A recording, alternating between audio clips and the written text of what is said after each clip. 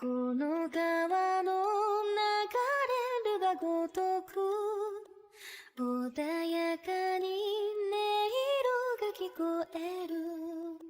吹く風が頬を撫でてゆく。懐かしい思い出がにじむ。遥かなる空は胸を咲くように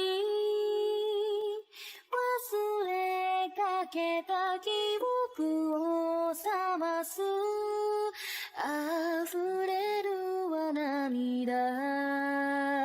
白い桜の花の季節は遠く夢の中にだけ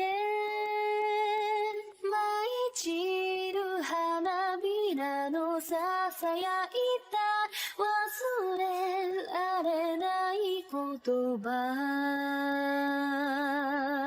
眠れない夜を一人きり歩き出すぬるい風の中。